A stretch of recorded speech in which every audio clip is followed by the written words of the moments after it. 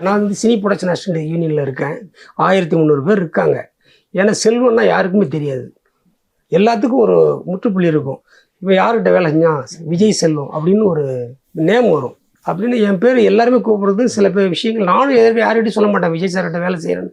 ஆனால் மற்றவங்க வந்து விஜய் செல்வம்னு தான் என்னை கூப்பிட்டு பழகிருக்காங்க. அந்த விஷயத்தில் நான் ரொம்ப பெருமைப்பட்டது உண்டு. இப்போ அவர் தமிழ்நாடு முதலமைச்சராக இருக்கார். அதை விட மேலும் மேலும் ரொம்ப பெருமைப்படுறேன். இப்போ எப்படி சார் இருக்கீங்க? நீங்கள் சொன்னீங்க வந்து ஒரு 10 வருஷம் அவரோட இருந்தேன், அவர்கிட்ட வந்து விலகிட்டேன் அப்படின்னு சொல்லி. அதுக்கு பிறகு வேற என்ன வேலை பார்த்தீங்க? 10 வருஷம் நான் வந்து அவர்கிட்ட வேலை செஞ்ச வரைக்கும் இருந்தேன் சார். அதுக்கப்புறம் இடைப்பட்ட காலத்தில் எனக்கு ரொம்ப குடும்ப கஷ்டங்கள். ஒரு 3 வருஷத்துக்கு முன்னாடி பைபாஸ் ஆப்ரேஷன் பண்ணியிருக்கேன், ஓப்பன் ஆப்ரேஷன். அதையும் நான் வந்து ஆஃபீஸில் இன்ஃபார்ம் பண்ணேன். சார் காதில் அது சொன்னாங்களா இல்லையான்னு தெரில. உதவி கேட்டிருந்தேன், அதுக்கு எதுவும் பதில் வரல. ஒருவேளை நான் அவர்கிட்ட வேலையை விட்டு நின்றுட்டேன்றதுனால எனக்கு உதவி பண்ணாமல் இருந்திருக்கலாம். அது வேலையை விட்டு நீங்களா நின்னீங்களா? இல்லை சில காரணங்கள், அங்கே இருந்த சில சூழ்நிலைகள், சில காரணங்கள், வெளியே வர சூழ்நிலை காரணம் ஆயிடுச்சு. அதுக்கு நான் கடவுளுக்கு தான் நன்றி. திரும்ப நீங்கள் ஏதாவது எவ்வளோ ட்ரை பண்ணேன் சார்.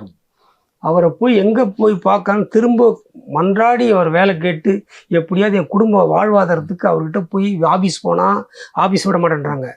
ஷூட்டிங் ஸ்பாட்டுக்கு போனால் என்னை விடுறதில்ல. அவர் கூட இருக்கிறவர் என்னை அவர் பாதுகாவலர்னு வச்சிங்களேன், இப்போவும் இருக்கார். என்னை ஒரு மனிதாபிமானம் இருந்திருந்தால் செல்வம் கஷ்டப்படுறான் சார் உங்ககிட்ட வேலை செஞ்சவன்னு அவர் காதுக்கு சொல்லியிருந்தால் கண்டிப்பாக பண்ணியிருப்பார். அது பண்ணாமல் விட்டுட்டார். அவரை மட்டும் அவர் டெவலப் ஆகி அவருக்கு ஃபேமிலி டெவலப் ஆகணும்னு பார்த்தாரு. நான் ரொம்ப கஷ்டத்துலேயும் வாழ்வாதாரம் அந்த மாதிரி நிலைமையில் சூழ்நிலையில் இப்போ வாழ்ந்துக்கிட்டு இருக்கேன் சார்.